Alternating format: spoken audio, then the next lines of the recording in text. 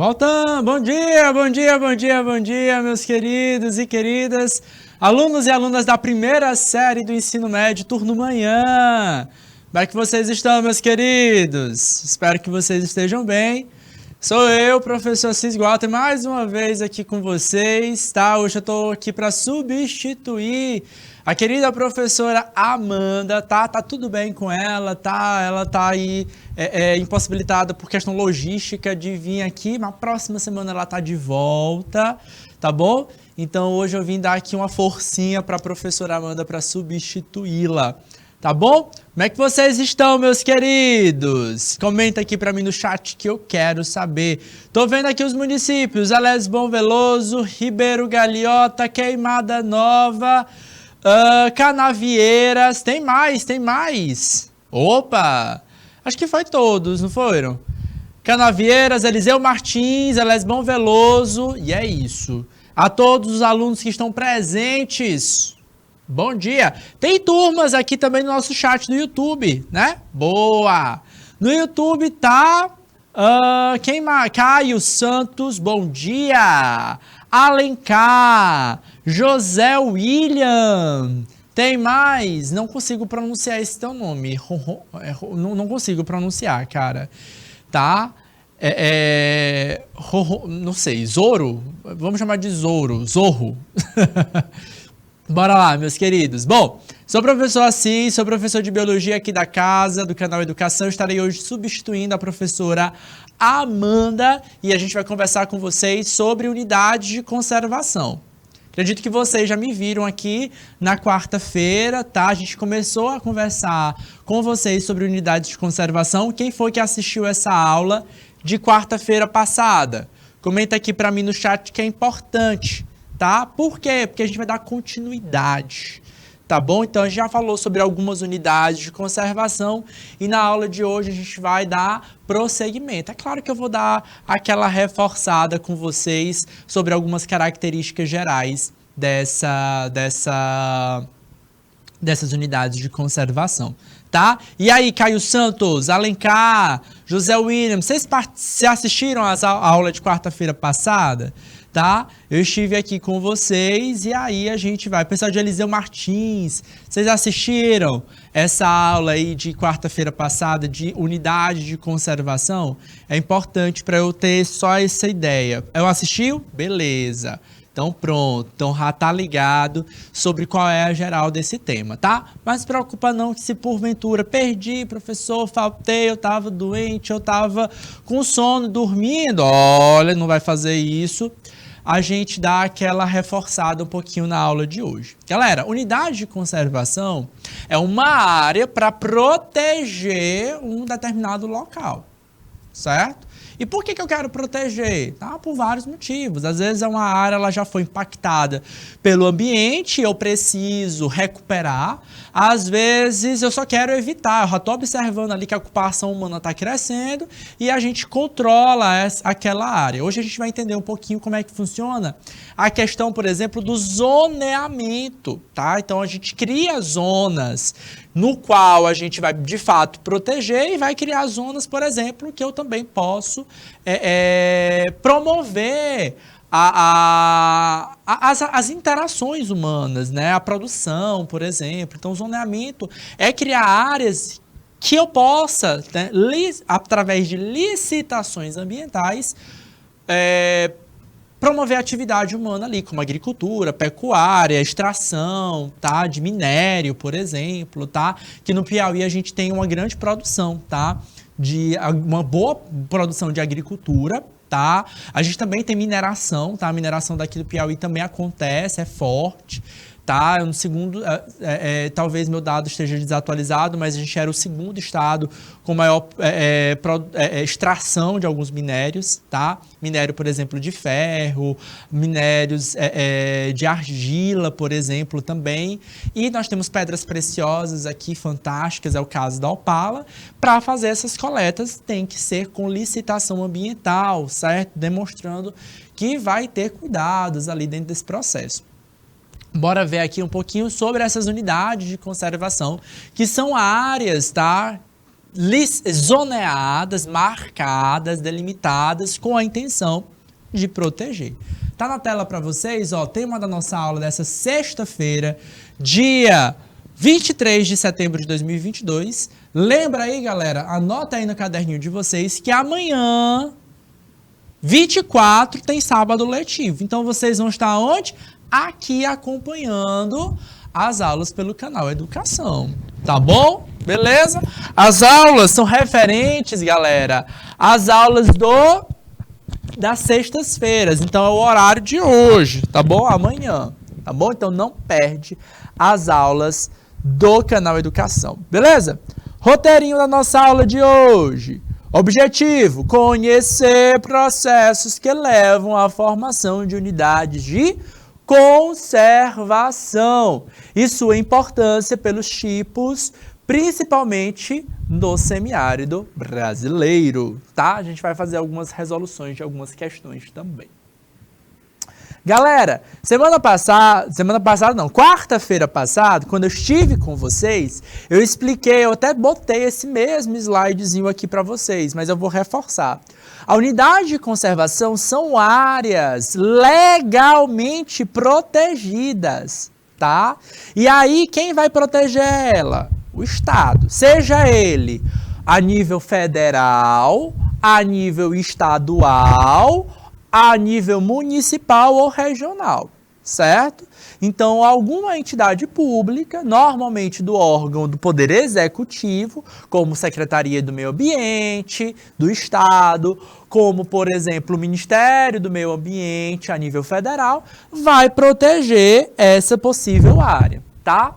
Quem vai regular o zoneamento é uma lei chamada Sistema Nacional de Unidade de Conservação. Galera, isso aqui, cadê nossa canetinha? Isso aqui é uma lei, tá? Não é uma entidade, não, tá? Não é um órgão público, é uma lei, tá? E ela é uma lei federal, Lei 9.985, que foi publicada no ano de 2000, tá? A fonte da lei está aqui embaixo. Ok? Quem determina que determinadas áreas vão ou não ser áreas de unidade de conservação é o Poder Legislativo, tendo como base o Sistema Nacional de Unidades de Conservação, tá? Mas quem fiscaliza, quem determina de onde é que vem o dinheiro, por exemplo, para aquela unidade de conservação ser mantida, porque sim, né, é um custo para o Estado manter aquela área de proteção, é o Poder Executivo, por exemplo, associado ao Ministério do Meio Ambiente. Nessa lei, o que a gente tem nessa lei, tá? Uma lei é formada, ela tem uma estrutura, tá? A sua estrutura a gente lê da seguinte forma, tá? A gente tem um caput, que é uma cabeça, é o que está escrito ali, ó, no artigo 7º. Tem só artigo 7º? Não. Tem o artigo 1º, 2º, 3º, enfim, tem uma afinidade de artigos. A gente chama isso de dispositivo legal. No dispositivo legal, ele explica alguma coisa, ou determina alguma coisa. Nesse caso, ele está explicando para a gente o que é uma unidade de conservação. O artigo 7º, o caput, ou a cabeça dela, está dizendo isso aqui, ó. Está dizendo o seguinte: as unidades de conservação integrantes do Sistema Nacional de Unidade de Conservação dividem-se em dois grupos com características específicas. Aí ele mostra para a gente, incisivo 1º e 2º. Unidade de proteção integral e unidade de uso sustentável. Eu deixei de cores diferentes para vocês associarem, tá? Na unidade de proteção integral, ó, o parágrafo 1º explica o que é a característica das unidades. Olha que tem um S, porque eu tenho mais de um tipo, tá? O objetivo básico das unidades de proteção integral é preservar a natureza. Semana passada, bom dia, Marluce. Semana passada não, desculpa, galera. Quarta-feira eu estive aqui, ó, presente, tá? E aí eu falei para vocês, gente, preservar é diferente de conservar. Alguém me lembra Qual é a diferença de preservar e de conservar?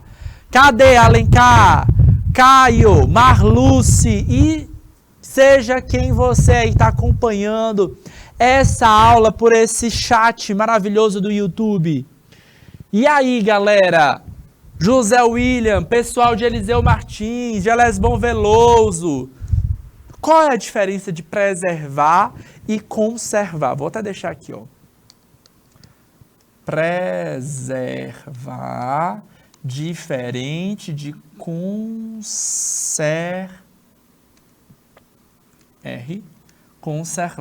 tá? Preservar é o objetivo da unidade de proteção integral, tá lá, o objetivo básico é preservar a natureza, sendo admitido apenas o uso indireto. Tá ali a explicação, tá? Tá aí a explicação. Preservar, galera, significa manter aquela área livre da atividade humana, pelo menos a atividade direta. Por exemplo, a exploração dos recursos naturais. Tirar o caju e utilizar aquele caju para produção, para produzir suco, cajuína, não vou utilizar. Tá? Eu admito apenas o uso indireto. Que uso indireto é esse, professor? Educação e turismo. Tá? Então, eu posso visitar uma área de proteção integral com o objetivo ligado à educação. Por exemplo, levar os alunos da escola para conhecerem a área. Ou fazer pesquisa científica ali dentro, porque tem um propósito de educação também, tá? Para acompanhar aquela área, para entender o que está acontecendo dentro daquela área protegida. Alguns casos, a gente vai ver áreas que são unidades de proteção integral permitindo o turista. Por exemplo, os parques nacionais que a gente tem no Piauí, alguns parques, né? A gente tem parque nacional, parque estadual. A diferença é que o parque nacional é financiado pelo governo federal e o parque estadual é financiado pelo governo estadual. Tá? No Parque Nacional, por exemplo, o mais famoso que a gente tem aqui no Piauí é o Parque Nacional Serra da Capivara. Tá? Esse parque é uma unidade de proteção integral. Ele é famoso, recebe muito turista. Tá? E aí você pode ir lá conhecer. O que não pode fazer? Tirar um produto de lá, vamos supor, vou pegar uma área para produzir mandioca, desmatar aquilo dali, nem extrair as plantas que já estão lá. Professor, mas aqui já tem um caju, eu posso pegar os caju para produzir? Não pode, tá? Mesmo que aquele recurso já esteja lá. A única exploração que vai acontecer é associada à pesquisa científica, tá? Então é todo rígido o processo de utilização deles. E isso a gente chama de uso indireto. Eu não uso diretamente os recursos naturais. Eu posso explorar a economia em outro aspecto. Inclusive, essa área é uma área extremamente valorizada no Piauí, recebe turistas do mundo inteiro, porque o Parque Nacional Serra da Capivara, ele é um patrimônio mundial da Unesco. Tá? Patrimônio cultural no qual a gente pode conhecer muito mais da nossa história, da história da humanidade, como o ser humano chegou aqui no nosso ambiente. A segunda, unidade de uso sustentável, aqui não, eu já posso usar diretamente. Aí, o objetivo dela é conservar. Eu vou proteger, então a ideia de preservar é não utilizar os recursos naturais diretamente. Conservar é proteger utilizando os tais recursos.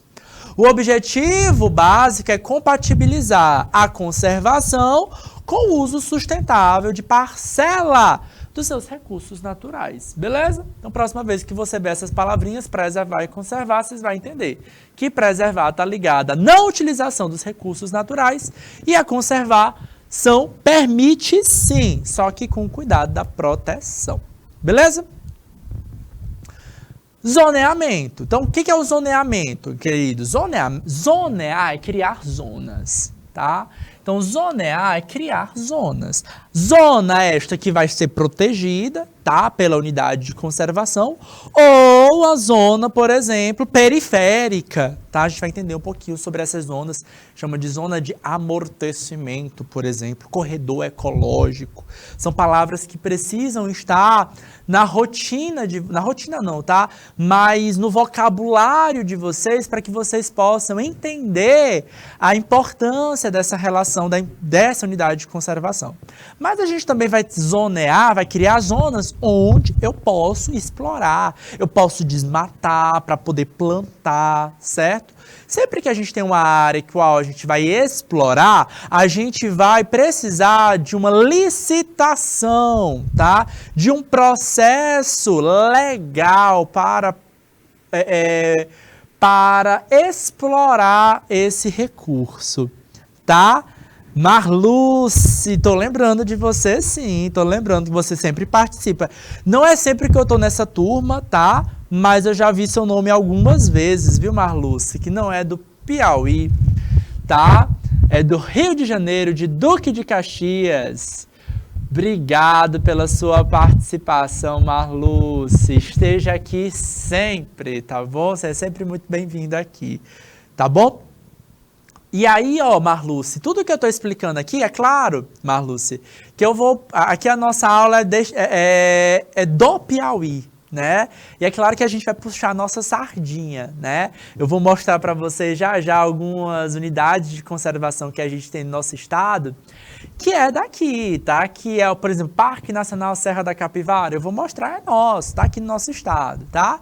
Mas todas essas explicações servem para todo o Brasil, tá? Essa lei aqui, ó, eu vou voltar aqui, essa lei, ó, Lei 9.985, é nacional. Então aí no Rio de Janeiro, a lógica é a mesma, tá bom? Beleza? Inclusive, para quem é mais antiguinho aí, quem já nasceu pelo menos no começo dos anos 90 para mais para trás, tá? Acompanhou muito publicidade, por exemplo, a conservação do mico-leão-dourado, tá? Então a gente tinha muita campanha publicitária para defesa do mico-leão-dourado, tá? Então, para entender um pouco sobre esse processo, a gente precisa entender como é que esse animal, que estava lá ameaçado de extinção nos anos 90, anos 2000, como é que esse animal conseguiu sair dessa ideia de ser um animal que estava ameaçado de extinção e passou aí a sobreviver, né? Saiu da lista de ameaça de extinção, tá? O zoneamento foi uma atividade importante, o zoneamento na criação de unidades de conservação. Zoneamento ambiental ou zoneamento ecológico pode ser nacional, regional, estadual, municipal, consiste no instrumento de organização territorial. Para quê? Para planejar, certo? Para entender que aquela área ali vai ser produtiva, que aquela área ali não vai ser produtiva, certo? Isso vai influenciar muito na caracterização, na compreensão, na interpretação, certo? De como é que a economia daquela região vai girar, tá? Entenda, preservando uma área não significa dizer que ela vai ser improdutiva, tá? Então a gente tem áreas de preservação que eu não posso utilizar o recurso natural direto, mas que a economia pode ser movida pelo turismo, pela educação, pela pesquisa científica, tá? Nós temos boas áreas aqui no Piauí com excelentes exemplos disso, tá? O que a gente precisa de mais valor, tá? Valorização da própria população também, certo? Porque às vezes falta das pessoas, da própria população, enxergar esse valor, tá? Por exemplo, o próprio piauiense, Marluce, que está assistindo a nossa aula do Rio de Janeiro, não vou mentir para você, muito piauiense não conhece os nossos parques ambientais. Não conhece o Parque Nacional Serra da Capivara. E às vezes não é nem falta de recurso, porque eu até entendo quando as pessoas falam, falta de recurso financeiro. Professor, eu não conheço porque eu não tive dinheiro para conhecer. Beleza, tá? Mas tem gente que viaja para fora do estado, tem gente que viaja para fora do país e não conhece São Raimundo Nonato, certo? Então, falta aí é valor, tá? Do próprio povo, da própria população. E isso não é uma característica apenas do Piauí, tá? É uma característica de muitos brasileiros, tá? A gente acaba valorizando mais o que está fora do país do que está dentro da nossa própria região, dentro do nosso próprio estado, tá bom?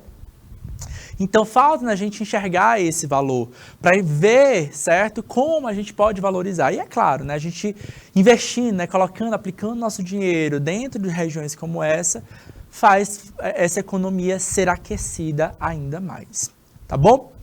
Então, vamos nós. Zoneamento é uma área, né, é um processamento, tá, no qual a gente define o que vai ser uma área de exploração, o que não vai ser uma área de exploração, certo? Age por intermédio da delimitação de zonases, tá, ou de zonas, que corresponde a uma atribuição de uso de atividades compatíveis de acordo com as características específicas do território, permitindo ou restringindo ou impossibilitando determinados usos de áreas. Aí um exemplo para vocês, esse mapa está um pouquinho desatualizado, mas só para vocês terem uma visão, tá? Do que seria esse zoneamento. Então, temos a região amazônica aí, tá? É porque esse mapa, ele tá livre para utilização, por isso eu acabei utilizando ele, preferi utilizar ele. Região amazônica, ou da Amazônia Legal, tá?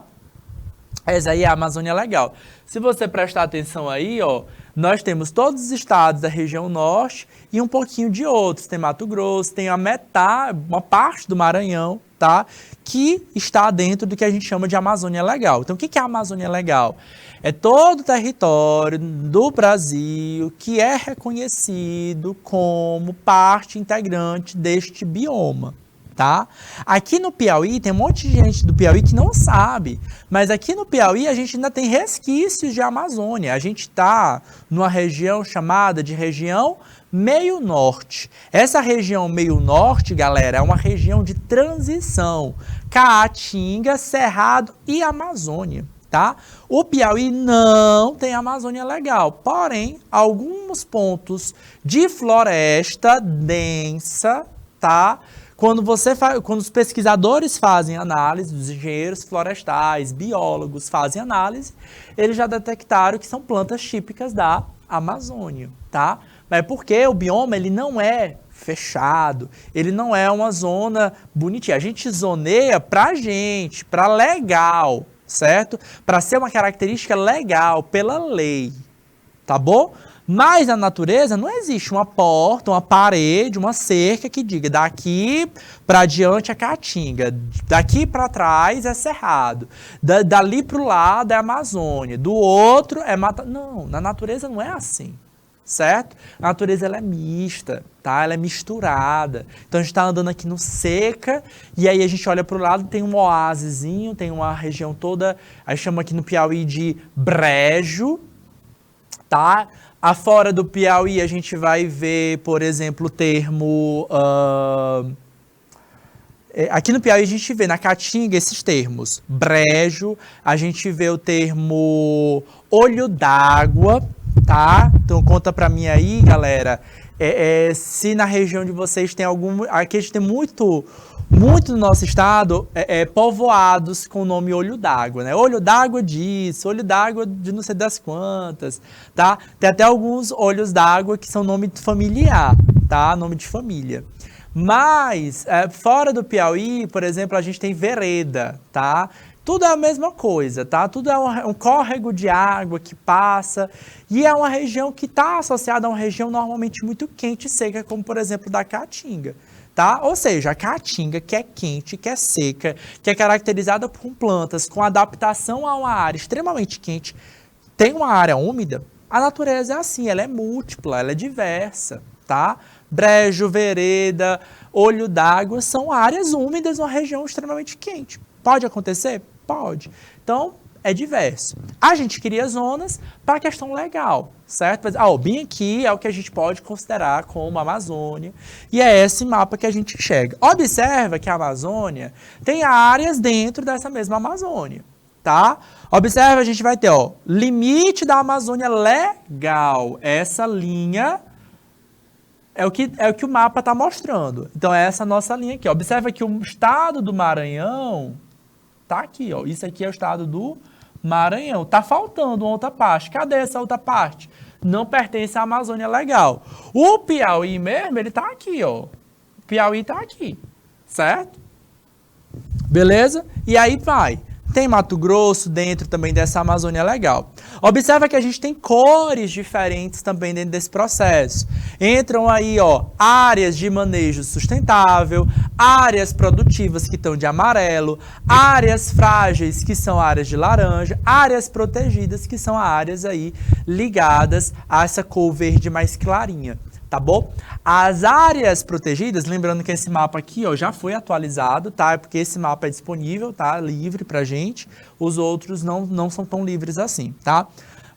Esse mapa aqui mostra essas áreas protegidas com a unidade de conservação, podendo ser de uso sustentável ou área de proteção integral, tá bom? Quando a gente protege uma área, tá? A gente não cria uma cerquinha logo nela, não, certo? A gente precisa criar também uma outra área de conservação. Então, é o seguinte, na prática, a gente tem uma área protegida, esse AP aqui é uma área protegida, e a gente precisa criar uma margem protegida também da própria área de proteção. Para que isso, professor? É para relações ecológicas. É para fazer com que a área protegida de fato seja protegida. Quem vai sofrer qualquer outro impacto ecológico seja essa área de fora. Essa área de fora recebe o nome... Opa, ficou pretão, ficou feio. Borracha. Marca texto amarelo. Ó, essa área de fora aqui, a gente dá o nome de área de amortecimento ou zona de amortecimento. O que é uma zona de amortecimento? É uma área estabelecida ao redor da unidade de conservação ou área protegida, tá? Com o objetivo de filtrar os impactos negativos das atividades que acontecem fora dela. Fora de quem? Fora da zona de amortecimento, certo? Então, aqui fora, observa que nessa imagem a gente tem aqui, ó, essa área aqui, ó, é uma área desmatada, certo? Essa área desmatada, ela promove uma clareira, uma quantidade de luz muito grande. Para algumas plantas isso pode ser ruim. Quem tem plantinha em casa sabe, né? Quem tem plantinha aí no jardim de casa, na varanda, dentro da casa mesmo, sabe? Tem planta que gosta de muita luz e tem planta que gosta de estar protegidinha, certo? Então, tu imagina, se eu abro uma clareira, as plantas que gostam de estar protegidinhas, elas vão sobreviver? Não, elas vão se dar mal. Tem um monte de planta que fica debaixo de várias árvores muito grandes. Então, elas precisam dessa sombra. A adaptação delas foi proposta desse jeito. Elas sobrevivem na condição de baixa quantidade. Elas precisam de luz, mas elas não precisam de muito. Certo? Muita planta fica esturricada, seca, queimada com essa quantidade de luz. A zona de amortecimento é isso.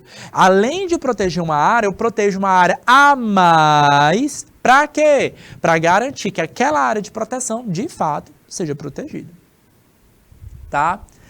Impedindo que espécies invasoras, porventura, invadam aquela área, impedindo a ocupação humana, impedindo que alguma outra ação pode chegar. Eu falei do exemplo da luz, mas a gente pode pensar no vento, tá? Uma planta, um animal, ele se estressa. O quê? Você sabia que planta se estressa? Você sabia, Alencar? Você sabia, Caio, que planta se estressa? Pois é, planta se estressa, galera.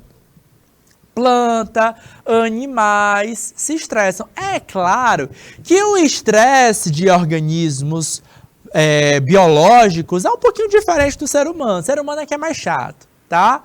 Planta, animal se estressa quando eles saem das condições ideais dele. Por exemplo, muita água ou pouca água pode ser sinônimo de estresse, tá? Se aquela planta não tiver uma adaptação para aquela condição, ela pode não conseguir sobreviver. Se tu bota muita água em uma planta, ela pode se encharcar, ela pode morfar, certo? Pelo aquele excesso de quantidade de água. Tem planta que você precisa estar aguando todo dia. Tem planta que se tu botar água todo dia, ela apodrece, tá? Bota água todo dia num cacto para tu ver, apodrece. Cacto bota uma vez na semana, uma vez a cada 15 dias, acabou, tá? Senão ele apodrece. Rosa do deserto, por exemplo, é uma planta que precisa de água toda semana e acabou.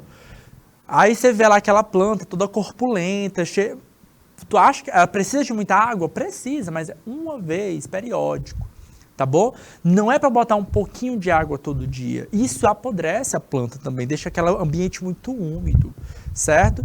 Se isso aqui acontece, pode acontecer também. Muita água, muita luz, muito vento, certo? Tira das condições ideais de sobrevivência daquela planta, certo? Criei uma zona desmatada, eu estou criando uma clareira, deixando com que essa área próxima, intermediando a área impactada, ela seja o quê? Ela seja influenciada por todos esses fatores que estressam a planta, tá? E os animais, porventura, também. Quantidade de chuva, regime de sol, de vento, tá?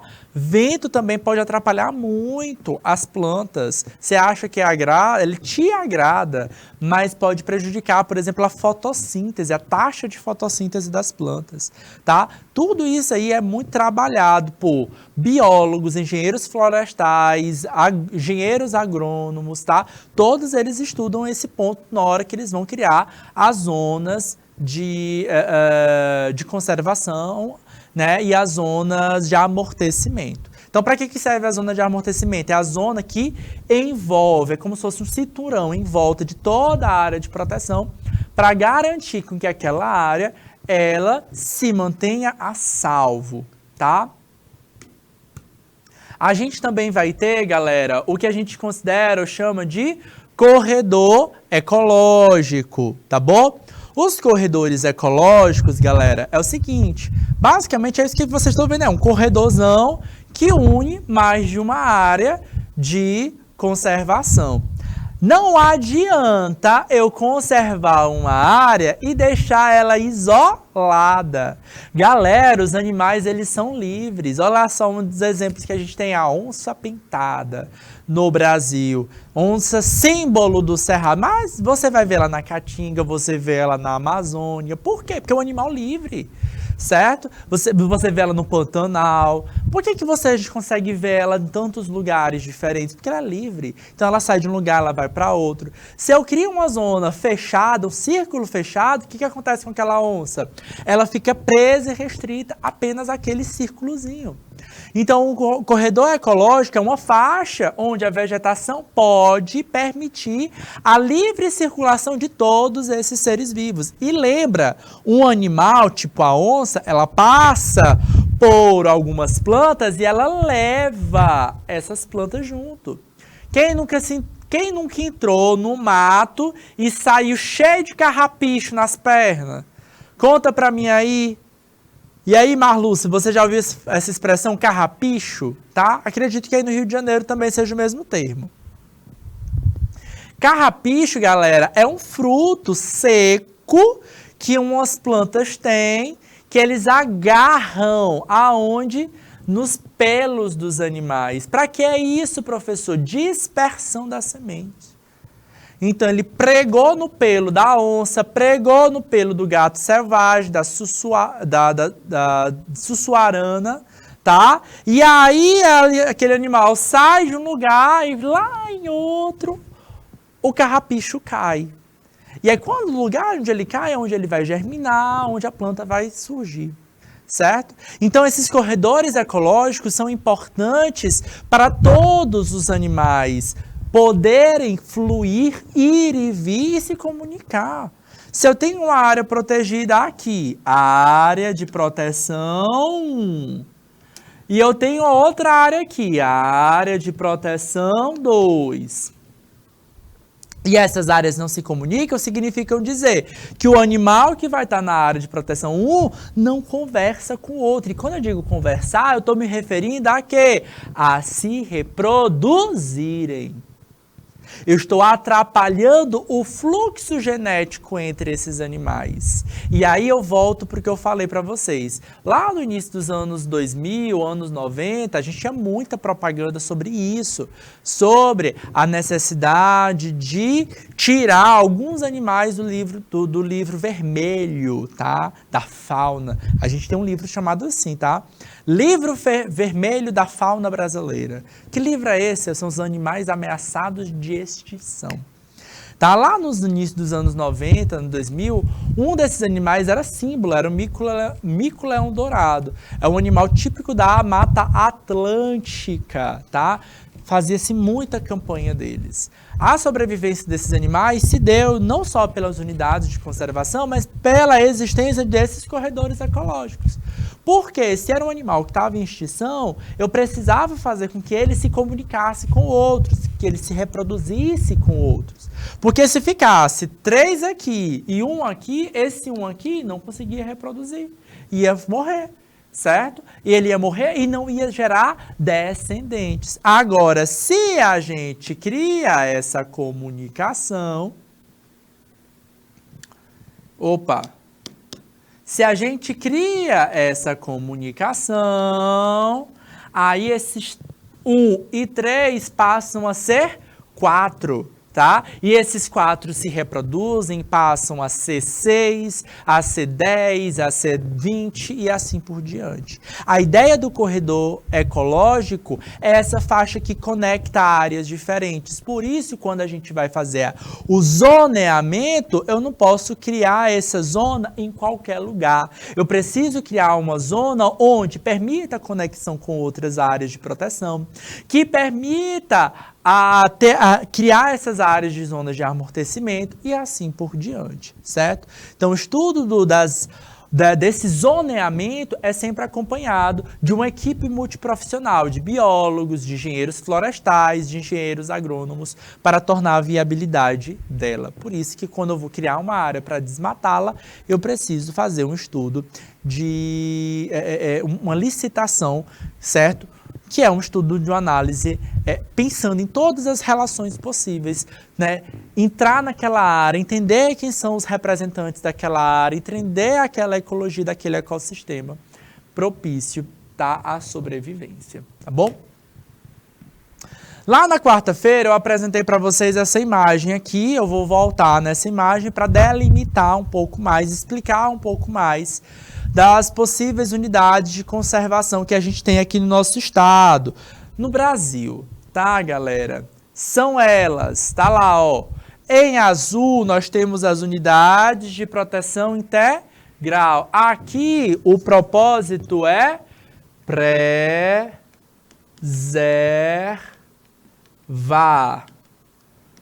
ou seja, uso indireto, ok? Beleza? Não posso utilizar o recurso natural diretamente. Eu posso fazer turismo, eu posso fazer visitações públicas, estudos, posso levar meus estudantes para conhecerem a área e pronto. Beleza? Acabou-se. E eu tenho vários tipos dentro dela.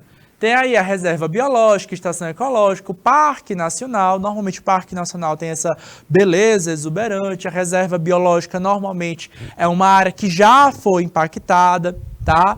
Refúgio de vida silvestre, monumento natural tem outros aspectos. Cada um tem uma característica diferente.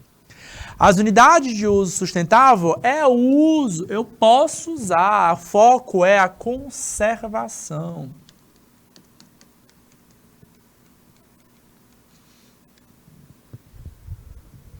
Certo? A ideia é conservar, tá? Vamos botar conservar? Vai ficar verbo e verbo. A ideia é conservar, galera. Aqui eu posso usar uso direto e indireto.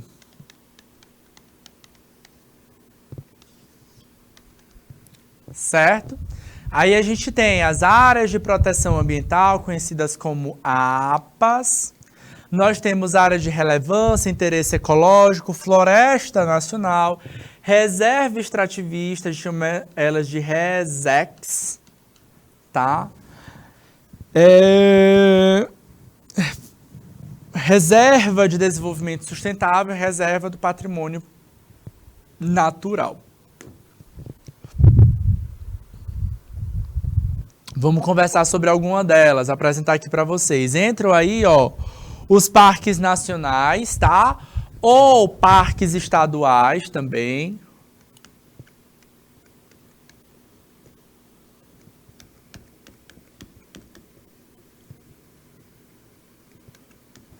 Quando ele é nacional, quando o recurso financeiro para financiar a sua proteção vem de um órgão federal, vem do Ministério do Meio Ambiente, por aí vai indo, tá? Quando ele é estadual, quando a fonte do recurso é estadual, certo? Beleza? Os parques nacionais, eles preservam ecossistemas naturais de grande relevância ecológica, e essa palavrinha ajuda muito a gente identificar. Beleza cênica, né? Então você olha para essas imagens, elas são impactantes. Olha lá a pedra furada no Parque Nacional Serra da Capivara. Então você olha para ela e você fala, não, quero tirar uma foto desse lugar aqui, certo? Tem essa ideia. O interesse ecológico é muito importante, como por exemplo, aqui a gente tem dos biomas caatingas extremamente preservado, a importância da preservação do bioma caatinga dentro desse contexto. Tá? No caso do Parque Nacional Serra da Capivara, tá? A gente tem também um patrimônio mundial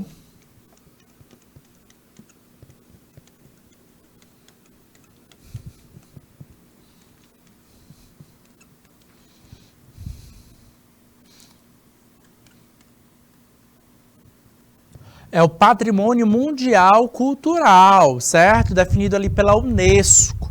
Cultural, professor, porque nessa área a gente tem muito bom estudo da arqueologia. Que estudo é esse, professor? É o estudo dos antepassados do ser humano. Olha aí na imagem as pinturas rupestres, tá? As pinturas rupestres, galera, mostram não só a pintura rupestre, mas diversos resquícios da humanidade, do passado. Estão lá os fósseis, né? Então a gente pode também entender um pouco da cultura do hominídeo do passado, tá? Quem era esse homem? O que ele fazia? Como foi que ele chegou aqui nas Américas? Tá? A gente não fala hoje mais em descobrimento do Brasil, tá? Justamente porque a gente sabe que quando os europeus chegaram aqui no Brasil, já havia habitantes, tá? Então, como foi que esse homem nativo chegou aqui? O que ele fazia, certo? Como ele explorava?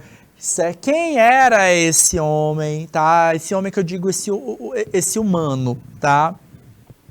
Como era a vida dele, certo? Isso a gente precisa explorar muito. E boa parte das pesquisas científicas ao redor do mundo inteiro, elas acabaram se modificando depois de achados das descobertas dos nossos sítios arqueológicos, tá? Então, alguns países até ficaram assim, assustados. Sério, a gente pensava numa datação, e aí quando foram analisar a datação dos fósseis que a gente tinha, né, dos resquícios humanos, dos nossos antepassados, descobriram que os seres humanos chegaram aqui no continente americano muito mais tempo antes. Então, nossos achados, né, os achados do nosso território impactaram o mundo inteiro. Por isso, lá nos anos 90, a Unesco declarou o Parque Nacional Serra da Capivara como patrimônio mundial cultural. Outras regiões aqui no Brasil são patrimônios culturais e algumas também são patrimônios naturais, tá? Entram aí, por exemplo, Rio de Janeiro, né, que é patrimônio mundial também. Foz do Iguaçu é patrimônio mundial, mas é natural, tá? Então os aspectos biológicos são mais relevantes nesse processo. A estação ecológica também é uma área de proteção. Ó, vou voltar aqui, ó. Aqui, ó, é a unidade de proteção integral, ou seja, o uso direto eu não posso explorar, tá? Mas o que a gente faz muito aqui? Turismo, tá? Então é uma área que tem grande valor, de grande interesse. Eu até comentei com vocês um pouco mais cedo, tá? A gente precisa valorizar áreas como essa para visitar, para conhecer, para movimentar a economia, tá? Não é porque uma área é protegida que eu não vou explorar economicamente. A gente pode explorar economicamente de forma indireta. Turismo, ecoturismo, certo? Nesses pontos, tá bom? Uma área que a gente não pode explorar tanto assim, mas é uma área importante, são as estações ecológicas. De posse de domínio público, servem para a preservação da natureza. Ó a palavrinha, preservar. É a realização de pesquisas científicas. Aí é um tal detalhe. Tem algumas que a gente não pode mesmo não, tá? A estação ecológica, a visitação pública é proibida, salvo ou exceto com objetivo educacional. Então, eu posso fazer pesquisa científica, eu posso ir com escola, conhecer essas áreas, beleza, tá? Pesquisas científicas dependem de autorização prévia do órgão responsável pela sua fiscalização. A imagem mostra aqui uma área de estação ecológica Uruçuí Una, tá? A palavra é Una. São os municípios da região, tá? Normalmente, essas áreas elas já foram de alguma forma impactadas e aí elas precisavam dessa proteção. Nós temos também, galerinha, ó, a reserva biológica, tá? A reserva biológica permite a visitação, mas o foco dela é recuperar uma área que foi altamente impactada. Olha só que imagem fantástica, tá? Queria até falar uma palavra, mas melhor ficar assim só admirando mesmo. Essa reserva biológica aqui é a reserva biológica da Serra Vermelha. Atualmente ela passa por um processo de integração com o Parque Nacional, com outro parque nacional que a gente tem na região, certo? Ela já foi impactada pelo meio ambiente, pelo quê? A Serra Vermelha foi um dos principais locais de extração de minérios do Brasil, extremamente polêmico a área, inclusive, tá? Então, aqui as questões sociais envolvidas com essa exploração, tá bom? Ainda existe briga judicial por parte dessa área para voltar a ser explorada, tá? A reserva biológica visa a preservação integral da biota dos demais atributos naturais existentes em seus limites, sem interferência humana direta ou modificações ambientais, excetuando-se medidas de recuperação dos seus ecossistemas alterados e ações de manejo necessárias para preservar o equilíbrio ambiental da diversidade biológica, tá? Ela tem uma beleza exuberante também, mas ela já foi impactada pelo ser humano e aí ela visa essa proteção com esse propósito, né, com essa intenção de garantir com que esses ecossistemas eles possam ser reintegrados àquela área. Muita coisa a gente precisa estudar relacionado à ecologia. Em que aspecto, professor? As relações entre aqueles organismos, tá? Entender, por exemplo, que eu não posso introduzir qualquer planta dentro dessa área para preservar. Eu preciso conhecer qual era essa biota antes do impacto ambiental para introduzir as espécies que já habitavam nesse local. Tá? Porque se a gente introduz uma planta que não é um animal, que não é dessa área, a gente vai desencadear um desequilíbrio a longo prazo. A gente chama isso de cascata trófica, tá bom? O que é a cascata trófica? É um efeito em cascata, tá? Eu coloco um animal ou uma planta dentro de um ecossistema no qual ele não fazia parte. Como ele não fazia parte daquele sistema, galera, ele vai ou se beneficiar, tá? Ou vai se prejudicar, mas em geral ele vai se beneficiar muito diante dos outros. E esse benefício, muito, significa dizer que ele vai estar prejudicando alguém, tá? E aí isso acaba gerando um efeito manada, ou um efeito de cascata, efeito cascata, tá? Onde nas relações ecológicas, especialmente na cadeia alimentar, as outras gerações acabam sendo afetadas aí pela sua sobrevivência ou não sobrevivência, tá? É um impacto ambiental. As florestas nacionais, tá? Ou, de novo, as florestas estaduais, florestas municipais, tá?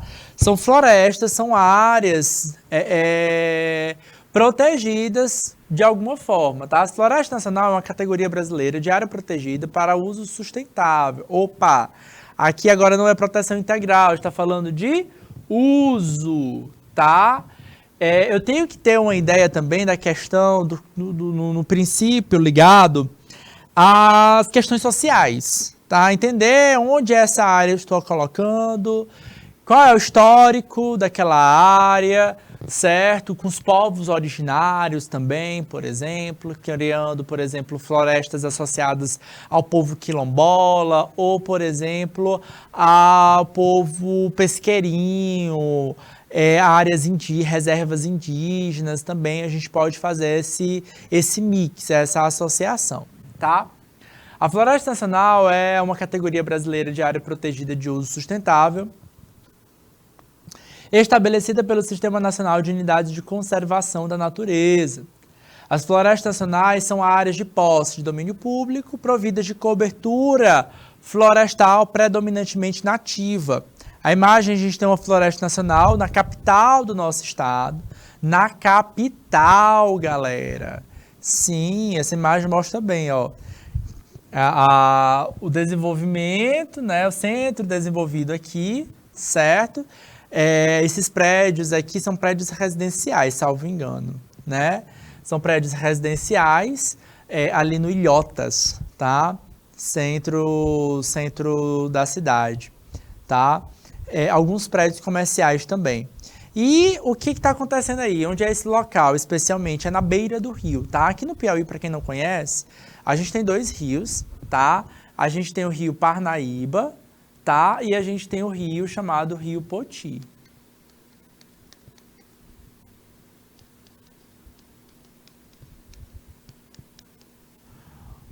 Teresina, antes dela surgir, já existia um povoado aqui nessa região, tá? Entre rios. A gente chama essa região de Poti Velho. Hoje no Piauí, em Teresina, é um bairro chamado Poti Velho, que na tradição era um povo pesqueirinho, tal. E aí é onde Teresina surgiu. Teresina surgiu aqui, ó, na região próxima ao Poti Velho, tá? É claro que hoje Teresina é muito mais do que isso. Pega o Entre Rio total, certo? E aí todo esse meio, né, chama até da Teresina de região mesopotâmica, tá? Porque está entre 2 rios, tá? Do outro lado do Rio Parnaíba tá o estado do Maranhão, tá? Do lado esquerdo do Rio Parnaíba, nessa imagem, nós temos o estado do Maranhão. Então, toda essa área entre rios é uma área que é uma área de proteção, isso é uma lei federal também que determina isso, tá? Que toda encosta de rio, lago, tantos metros, precisa ter uma área de protegida, que seria justamente essa tal de zona de amortecimento, tá?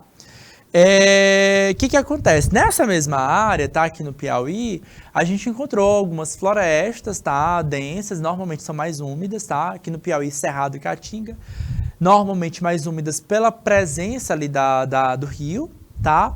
Só que foi localizado. Tá vendo essas imagens aqui? Parece um monte de pedra, não parece? Pois é, parece, mas não é pedra. Isso aqui é um fóssil.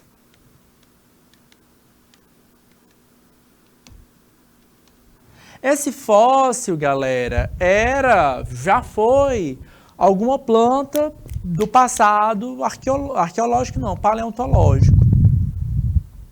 Então, essa floresta, ela está no centro da cidade, certo? Dos 2 lados do rio, tá? Então, tanto tem uma floresta do lado de cá, como tem a floresta do lado de lá, certo? O parque que você pode até entrar, tá? Embora eu confesso que eu não recomendo muito que você entre sozinho, tá? Eu mesmo, a visitação que eu já fiz nessa área, a gente fez em grupo, tá? A nível de estudo, tá bom? Então, somente desse jeito recomendo que você vá, por questão de segurança. Infelizmente, a gente tem que falar sobre isso, tá? por questão de segurança, falta esse valor, falta esse cuidado por parte das pessoas, tá? A gente pode conhecer e se aprofundar um pouco mais. Falta investimento financeiro, inclusive, para pesquisas desses resquícios arqueológicos, não, porque não é de gente, não é de pessoa, é de seres vivos. Desses resíduos paleontológicos, tá? Então, hoje a gente sabe comprovadamente que essas pedras não são pedras, são fósseis, tá? São plantas do passado que ficaram pra gente, tá? Pra gente poder analisar, estudar. Falta desenvolver mais estudo para a área. Então, nessa área, não podemos explorar esse ponto, tá? Porém, tá? A gente pode... por que ela é um uso sustentável? Quem é que usa isso aqui, galera? Por isso que eu comecei essa aula falando, ó, essa população pesqueirinha já faz o que? Pesca a área. Então, a gente tem que entender também o uso local, tá? A população que pesca, a população que utiliza o rio de alguma forma. Então, a gente acaba utilizando a área, tá? De forma direta em outros quesitos, tá bom? A área de proteção ambiental, conhecida popularmente como APA, corresponde a áreas, em geral, extensas, com um certo grau de ocupação humana, todas dotadas de atributos bióticos e abióticos, estéticos, culturais, certo? São áreas que já são ocupadas pelo ser humano, tá? Pelos grupos urbanos, só que aí a gente meio que bota para dar um entrave ali, certo? Ok, beleza, você vai continuar usando, você vai continuar explorando, mas a partir desse momento a gente precisa proteger essa área pela sua relevância ecológica, tá bom? A gente tem algumas áreas de proteção, por exemplo, aí, ó, a Serra da Ibiapaba, entre o Piauí e Ceará.